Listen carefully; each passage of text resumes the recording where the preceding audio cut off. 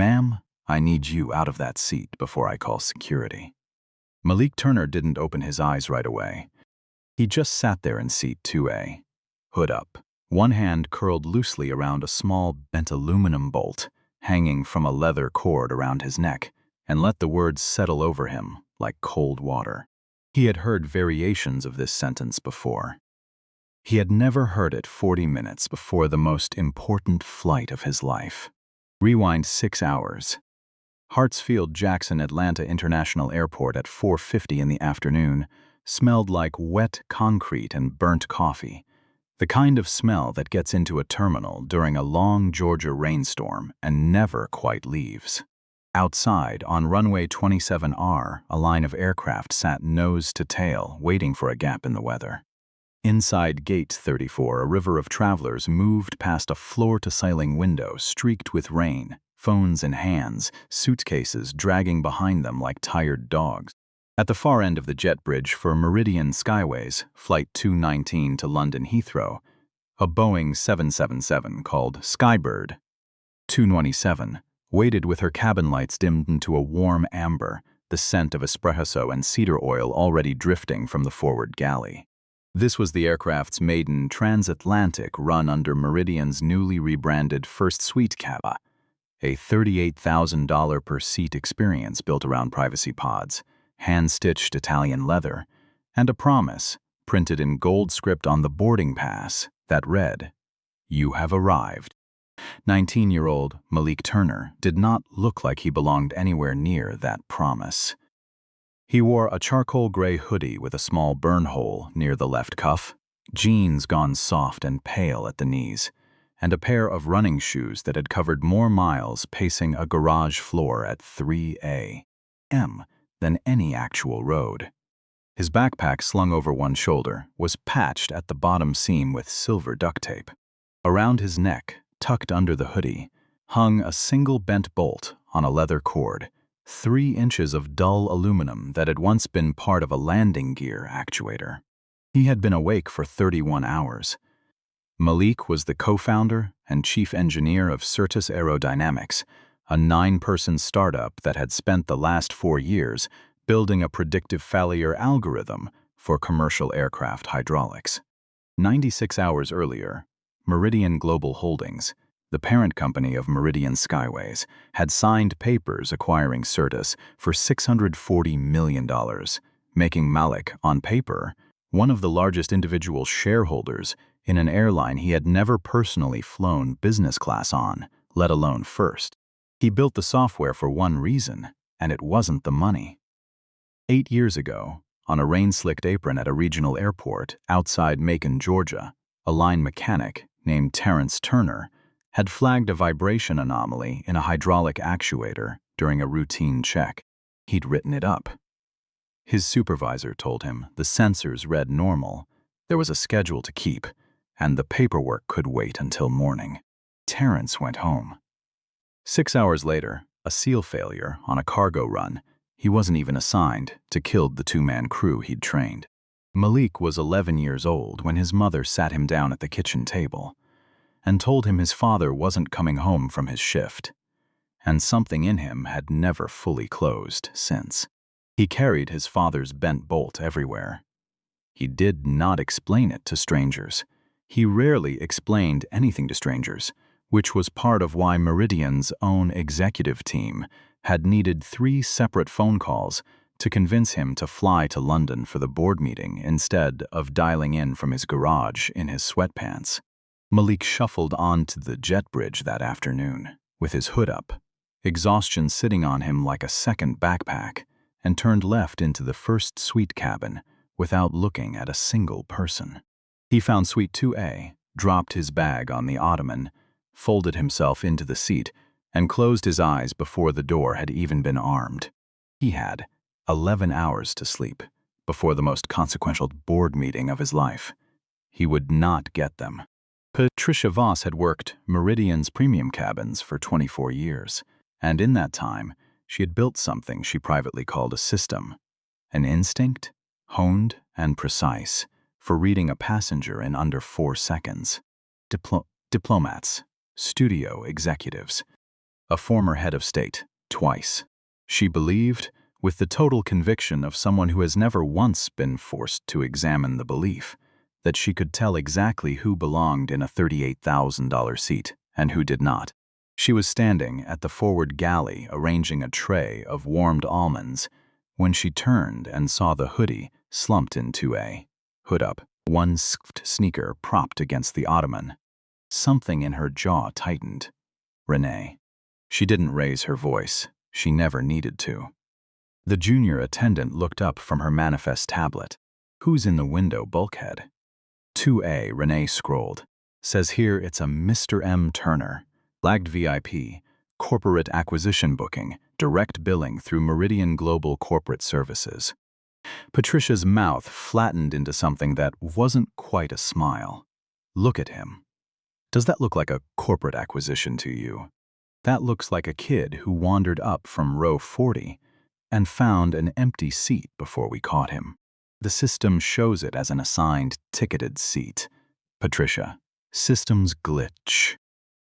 People screenshot boarding passes. I am not letting a stowaway sit through takeoff in my cabin while Bradford Ellison is sitting 4 feet away.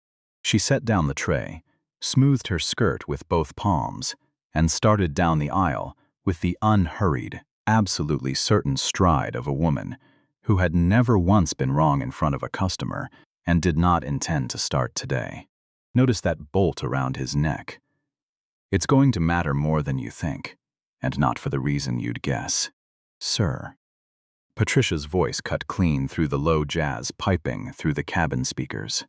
I'm going to need you to gather your things. This is our premium first suite cabin. General boarding is toward the rear. Malik opened his eyes slowly, the fog of exhaustion lifting by degrees. This is my seat, he said, voice rough with sleep, not unkind 2A. Sir, I've worked this route for 24 years. I know our corporate account holders personally. I don't believe I've had the pleasure. Her tone had the sugar-coated edge of someone building a case for a jury that hadn't been asked to sit yet. Across the aisle in 3A, a heavy-set man in his 60s lowered a copy of the Financial Times and peered over reading glasses with the weary irritation of someone whose $38,000 silence was being disturbed. Bradford Ellison ran a private equity fund out of Charlotte and had opinions about everything, most of them delivered at volume. Problem, Patricia? He asked, not really asking. Nothing at all, Mr. Ellison. Nothing. Ticketing confusion. I'm handling it. She turned back to Malik, and this time there was no sugar left in her voice at all. Boarding pass. Now, Malik pulled his phone from his hoodie pocket, thumbed it open, and held up the digital wallet. Turner M seat 2A class, first suite confirmation MSK 88214. Patricia studied the screen for exactly 1.5 seconds before her expression hardened again. Because backing down now, in front of Bradford Ellison, would mean admitting she'd been wrong in public, and Patricia Voss had built 24 years of professional identity on never once being wrong in public. Anyone can screenshot a QR code, she said. We've had a wave of corporate account fraud recently. I'll need a physical government ID. Notice that. She has just accused a boarding passenger of fraud based on nothing but a hoodie and an age. Keep that thought. It's about to get much worse. Malik exhaled slowly through his nose, the only sign he gave that anything had landed. He reached into his backpack, pulled out a battered leather wallet, and produced his Georgia driver's license without a word. Patricia held it up to the reading light, turned it over, checked the holographic seal like she was appraising a counterfeit bill. Turner Malik. She read aloud. Flat. 19 years old. She looked at him like the number itself was the proof she'd been searching for. I need to verify this with the lead purser. Don't move. Where exactly would I go? Malik said quietly, sinking back into the seat. We're on an airplane. She didn't answer. She turned and marched toward the galley. Malik's license clutched against her chest like evidence in a trial only she believed was happening. In the galley, she slapped the license down on the counter in front of Renee. Call the gate. Run a trace on the card used to purchase 2A. I want a name, Patricia. Boarding closes in 11 minutes. I don't care about 11 minutes. That boy is running a scam on this airline, and I am not letting it happen on my aircraft. Her voice had climbed half an octave, the professional mask slipping in a way it almost never did. Call the captain. Tell him we may have a security situation in the premium cabin. Renee hesitated a half-second too long, and Patricia's glare told her exactly how that hesitation would be remembered on her next review. She reached for the interphone. 9 minutes later, the curtain to the forward galley was yanked open hard enough to rattle its rings, and Captain Daniel Marsh walked into the cabin, flanked by 2 transportation security officers in Navy windbreakers. Every conversation in First Suite died at once. Somewhere in economy, 7 rows back, a baby started crying into the sudden quiet, and even that sound felt too loud. Malik felt the cold drop in his stomach that comes right before something you can't take back happens anyway. Son. Captain Marsh had flown for Meridian for 22 years and had exactly one professional philosophy. Trust your senior crew and keep the aircraft on schedule. My purser tells me there's a serious discrepancy on this ticket. It was purchased on a corporate black card belonging to a Certus Aerodynamics executive account. Are you employed by that company? The cabin held its breath. I'm not employed by Certus Aerodynamics, Malik said, and his voice, though exhausted, did not shake. I'm the founder. Bradford Ellison let out a bark of a laugh from 3A. Oh, that's rich. Kid in a hoodie with duct tape on his backpack, and he's a tech founder. Get him off the plane before we're all late, Captain. Patricia's mouth curled into something close to relief, like the universe had finally agreed with her. You see, Captain? He's lying. Some kid got hold of a corporate card, or borrowed it from someone he knows. Get him off my aircraft. Captain Marsh rubbed the back of his neck. Look, I don't have time to investigate a stranger's resume at gatehold. I need you to gather your things and step off with these officers, or I'll have to delay pushback. Malik did not move. He looked the captain dead in the eye, and something in that stillness made the 2 officers glance at each other instead of stepping forward. Captain Marsh, he said, and his voice dropped an octave, all the sleep gone out of it now. I purchased this ticket legally. Certus Aerodynamics was acquired by Meridian Global Holdings 96 hours ago. I am flying to London for an emergency board session with the executive team of your parent company. If you have me removed from this aircraft, you are going to have a very serious problem by breakfast tomorrow. Patricia rolled her eyes so hard it was almost a physical sound. The delusions really are something. Captain, please, give the order. The officers took a half-step forward, hands drifting toward their belts, waiting on the captain's nod. Malik reached slowly into his pocket.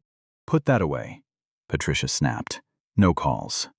Actually, Malik said, thumbing his contacts, I am going to make exactly 1 call, and you are going to stand right there while I do it. He tapped a name, Gregory Hale, CEO, Meridian Global Holdings, and set the phone on the armrest, speaker on, loud enough to fill the front half of the cabin. It rang twice. Malik, my boy, tell me you're on the aircraft, boomed a voice, warm and expansive, the kind of voice that had never once been kept waiting in its life. The London office is trying to restructure next quarter's whole maintenance software rollout around your schedule. I'm on the plane, Gregory, Malik said. Eyes locked on Patricia's face as the color started, slowly, to drain out of it. There's a delay. A delay? What delay? Weather. I told operations this flight was priority 1, not weather, Malik said.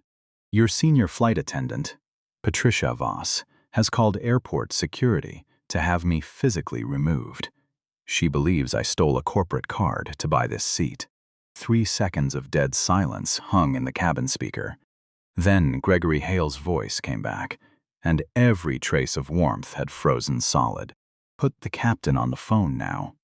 Captain Marsh took the phone from the armrest like it might detonate. Mr. Hale, this is Captain Marsh, pilot in command of Flight 219. Captain, I am looking at the live acquisition file for Certus Aerodynamics right now. Do you have any idea what that company is? I understand they're a new maintenance software partner, sir. They are not a partner. They are the entire future of this airline's operational safety infrastructure, and we just paid $640 million for the algorithms written by the 19-year-old, currently sitting in CN Seat 2A, whose time this week is worth more than your flight crew's combined annual salary. So you will explain to me, Captain, why my newest board member is being threatened with armed removal from my own aircraft. The two TSA officers, hearing the number $640 million spoken aloud in a business-class cabin, took two long, unhurried steps backward and developed a sudden interest in the emergency exit signage. Sir, there was a misunderstanding regarding the ticket. Ms. Voss believed. I don't care what she believed, Hale said, and his voice climbed until it filled the cabin on its own. No speakerphone required. I care about protocol, Captain, and the protocol failure here belongs entirely to my flagship route. Voss, are you there? Patricia's hands were trembling now, 24 years of composure cracking open, in front of an entire cabin of witnesses. Yes, Mr. Hale. I was following standard security procedures regarding passenger discrepancies. He didn't fit the standard profile for a first suite. Do not dress up your prejudice as company policy in front of me, Hale said, each word deliberate, like he was setting down bricks. You made a judgment based on a hoodie and an age. You embarrassed a board member, delayed an international flight, and brought armed officers onto my aircraft without one shred of evidence. Captain Marsh, remove Ms. Voss from the flight. She's suspended, unpaid, pending a full review Monday morning. Somewhere behind them, Bradford Ellison had gone very quiet, suddenly extremely interested in the safety card tucked in the seat pocket in front of him. Patricia's hand flew to her mouth. Tears welled fast, mascara already threatening to run. Sir, please. 24 years, I have never once. Malik watched her face, watched the wreckage of an entire identity collapsing in real time, and felt something complicated move through his chest. That wasn't quite forgiveness and wasn't quite satisfaction either. Notice what he does next. It isn't what anyone in that cabin expects, including Patricia. Gregory, Malik said, leaning toward the phone. It's Malik. If you pull her now, we lose our slot, and I lose 2 hours of sleep I genuinely cannot afford tonight. Let her stay on board. Patricia's eyes snapped up to his, wide with something between disbelief and dread, waiting for the punishment to come dressed as mercy, because people like her always assumed cruelty, traveled both directions equally. She's not staying in this cabin, Malik continued, voice flat and even. She works the rear galley for the rest of this flight. She doesn't touch my food. She doesn't come near this row. If she can do that quietly, we push back on time. If not, she walks now. For a senior purser with 24 years of seniority, a public reassignment to the rear economy galley wasn't a slap on the wrist. It was a demotion delivered in front of 280 passengers. A story that would follow her through every crew lounge on the East Coast for years. But it wasn't a firing. And right now a firing felt like the one thing standing between her and the version of her life she still believed she deserved. I can do that, she whispered. Good, Malik said, and ended the call. The cabin door sealed 9 minutes later. Skybird 2127 pushed back into the rain and climbed out over the Atlantic. And for 3 hours, everything about the flight was ordinary. Passengers dimmed their reading lights. Renee, now acting purser, brought Malik warm towels and an extra blanket without being asked twice. Bradford Ellison, 4 seats away, had gone conspicuously silent behind his newspaper. But Malik wasn't sleeping. He had his laptop open, plugged into the aircraft's satellite link, running the live telemetry feed from Skybird 2227's own onboard sensors through the Certus predictive engine. The same software Meridian had just paid $640 million to install fleet-wide. For 4 hours, the feed ran green, clean, unremarkable. At cruising altitude, somewhere over the dark middle of the ocean, a small cluster of data points on his screen flickered yellow. Malik sat forward. The anomaly was coming from the right-wing outboard hydraulic actuator. Standard cockpit instruments showed pressure, sitting at a perfectly normal 2,940 psi. But Certus wasn't watching pressure. It was watching the rate of micro-vibration across 11 consecutive readings, and the model was now forecasting a catastrophic seal failure inside the next 40 minutes. His hands went cold before his mind fully caught up. This was the exact failure mode that had killed his father. He had built an entire company so that no one would ever again be told the sensors read normal while the machine quietly came apart underneath them. He unbuckled, grabbed the laptop, and moved fast toward the forward galley to reach the cockpit interphone. The galley curtain was drawn. He pushed through it and nearly collided with Patricia Voss, who had crept forward from the rear cabin to restock supplies in direct violation of the one condition that had kept her on this aircraft at all. 3 hours in economy, pouring ginger ale for strangers, while 200 passengers who had witnessed her humiliation avoided her eyes, had done nothing to soften her. It had only given her 3 hours to let the resentment set like concrete. "What?" she said low and sharp. "Do you think you're doing back here?" "I need to reach the captain." Malik held up the screen. "There's a hydraulic failure developing in the right wing. The model's giving us 40 minutes before a sail blows." Her lips pressed into a thin, furious line. "Passengers are not permitted near the flight deck. It's a federal offense, Mr. Turner, board member or not. I'm not asking to go inside. I need 30 seconds on the interphone. You humiliated me in front of 200 passengers tonight. You had me demoted to pouring soda in row 60.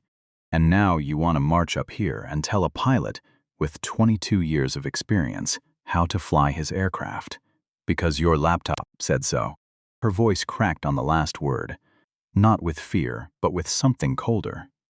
A woman deciding, in real time, that she would rather be right than safe. "This isn't about tonight, Patricia. This is 300 people at 35,000 feet. There is nothing wrong with this aircraft," she said, glancing at the calm green light on the galley's basic panel like it was scripture. "Zero turbulence. No chimes. You're manufacturing another crisis to get your way, and I will not allow it. If you touch that phone, I will declare a security threat myself, and Captain Marsh will be legally required to lock down that flight deck and divert this aircraft with you in restraints. Federal law outranks your board seat." She was right about the law, and they both knew it. Malik looked down at his screen. The yellow cluster had gone orange. Frequency climbing. 28 minutes now, maybe less. "Patricia, listen to me. I don't care about the seat. I don't care about tonight. I am telling you as an engineer, this airplane is coming apart in a way the cockpit instruments can't see yet. If you don't let me make this call, we lose hydraulic control over open ocean." For 1/2 of 1 second, something flickered behind her eyes. A memory, maybe, of every safety briefing she'd ever given with total sincerity, colliding against the version of herself that could not survive being wrong twice in one night. "Sit down," she said, voice gone to ice, "or I hit the panic button myself." The aircraft slammed hard to the left. A groaning shudder tore through the floor plates. The cabin lights flickered and died, replaced instantly by the harsh red strobe of emergency lighting. The jazz cut out mid-note. Patricia was thrown against the galley counter, a stack of plastic cups exploding across the floor, her carefully composed face suddenly slack, with a fear that had nothing rehearsed in it at all. Above the galley door, a triple chime tore through the cabin.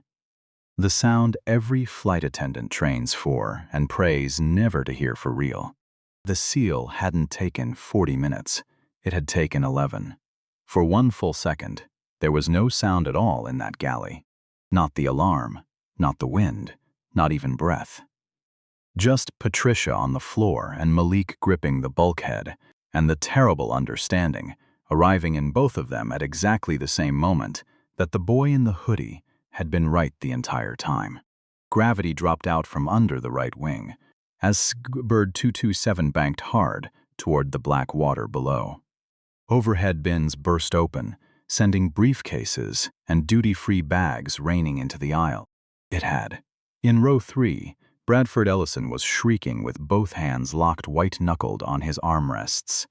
Malik didn't freeze. He braced his legs against the bulkhead, ripped the interphone from its cradle, and punched in the emergency override code he'd memorized during the software's integration phase. Captain Marsh. Right outboard, a hydraulic. It's blown, you're bleeding into the center manifold. I don't have time, Turner. Marsh's voice was strained, fighting a control yoke that was fighting back. We've lost the right aileron entirely, and pressure's dropping in the center system. You are not losing the center system to a leak. You're reading a phantom vibration off the wing root. The brake is isolated to the secondary actuator valve. Shut down the right engine-driven hydraulic pump. Now, or the center manifold cavitates in under 90 seconds, and you lose your pitch control completely. Standard procedure says, leave that pump running. Standard procedure was written for a failure that isn't happening. Shut it down. 3 seconds of silence, filled entirely by alarms. Shut it down, Marsh ordered his first officer. Execute the aircraft groaned, pitched forward, held. And then, slowly, terribly, steadied. The red spikes on Malik's screen flatlined. Pressure in the center system stabilized and locked green. The wounded 777 leveled out, flying heavy, flying wrong, but flying. Center's holding, Captain Malik said into the phone, his own voice shaking now that the emergency had a shape he could measure. You're clear to declare and divert. Understood. Marsh's voice cracked with somethings between relief and disbelief. Mayday declared. We're diverting to Halifax. 40 minutes out. Malik hung up and slid down the galley wall onto the floor next to Patricia Voss, who hadn't moved from where she'd fallen. She was staring at him, ashen. The professional mask she'd worn for 24 years, gone completely, replaced by something raw and unguarded. If she had pressed that panic button 10 seconds earlier, out of nothing but wounded pride, this cockpit would never have gotten that data in time. Get up, Malik said. It wasn't gentle. It wasn't cruel either. There are 280 people back there who think they're going to die tonight. Go do your job. She nodded, wiped her face with the back of one trembling hand, and pulled herself upright. For the first time in her career, the smile she put on for the passengers wasn't a performance. It was the only thing she had left to offer. The landing at Halifax Stanfield International was brutal. Gear dropped by gravity and compressed air with no hydraulic assist. The massive aircraft slamming down hard, bouncing once. Sparks showering from the undercarriage before the reverse thrusters finally screamed the wounded jet to a stop on a rain-slicked runway at 11:52 p. local time. For 10 full seconds, nobody in that cabin made a sound. Then, starting in economy and rolling forward like a wave, the applause began, raw, tearful, uncontrolled, 280 strangers hugging and thanking whatever they each believed in. Captain Marsh came out of the cockpit, soaked through his uniform shirt, 10 years older than he'd looked at boarding. He found Malik still sitting on the galley floor and extended a hand that wasn't quite steady. 22 years flying this aircraft, he said. I thought I knew every failure mode it had. If you hadn't been on this flight, if you hadn't told me to isolate that manifold, he shook his head. Your software just saved 300 lives tonight, including mine. You flew the plane, Captain, Malik said quietly, taking his hand. The software just gave you the map. Patricia approached last, hanging back at the edge of the galley like she was afraid to get too close to something she'd nearly destroyed. The arrogance that had armored her at boarding was entirely gone. "Mr. Turner," her voice trembled but held, "I don't expect forgiveness. I looked at you and I made a judgment based on my own ugly assumptions, and I nearly let 300 people die tonight rather than admit I might be wrong. I don't have an excuse. I just have that." Malik studied her for a long moment, one hand closing around the bent bolt at his throat, the way he always did when he was deciding something that mattered. "I don't forgive you," he said finally. "You profiled me. You humiliated me. And when it counted most, you tried to silence me instead of listening. If I hadn't pushed past you tonight, we'd both be at the bottom of that ocean right now." He let that sit. "But when the plane went into that dive and I told you to get up and do your job, you did. You didn't fall apart.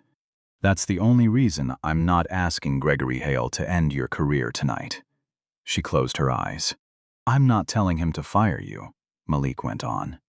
"But I think it's time you asked yourself why you do this job and who you've decided is worthy of your respect before they've said a single word to you. Because a hoodie and a pair of sneakers shouldn't be enough to make anyone forget 300 people are trusting you with their lives." He picked up his bag and walked back into the cabin without waiting for an answer. The story broke by sunrise.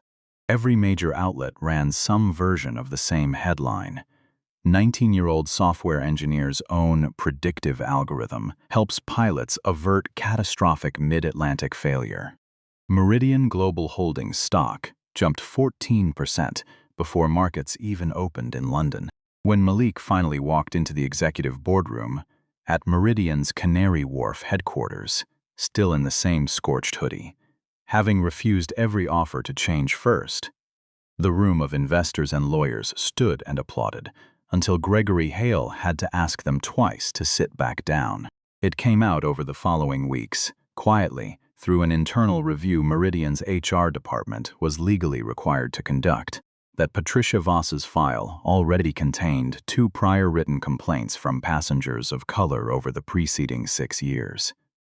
Both quietly settled. Both never escalated past a regional supervisor who preferred paperwork, stayed buried. The airline's own investigation found what everyone in that cabin had already felt in their bones. This hadn't been a single bad night.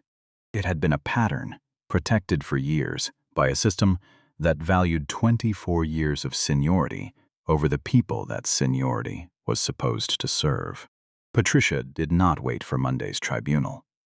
She resigned the following afternoon, ending a 24-year career without ceremony, without a farewell party, without the recognition dinner senior pursers were traditionally given on the way out. 6 months later, Malik Turner stood at a podium in a converted airport hangar outside Macon, Georgia, cutting the ribbon on the Terrence Turner Aviation Safety Training Center, built with a portion of the Certus acquisition money to train line mechanics in exactly the kind of predictive failure literacy his father had never been given the tools or the authority to act on. He wore the same hoodie. The bolt still hung at his throat. He didn't give a speech about villains or justice. He just talked briefly about a man who had been right, about a sound no one else wanted to hear, and about building a world where being right didn't have to cost you your life to matter. Somewhere in Charlotte, Bradford Ellison quietly sent Certus Aerodynamics a wire transfer no one ever publicized, an investment in a company whose founder he had once told, in front of an entire cabin, to get off the plane before he embarrassed himself further. If this story reached something in you, not because of the ending, but because you recognized someone in it, maybe even yourself, at one end of that aisle or the other, hit like so it finds the person who needs to hear it tonight. Share it with someone who needs the reminder that they are not invisible. And tell me in the comments, have you ever been in that cabin? Which seat were you in? I read every single answer.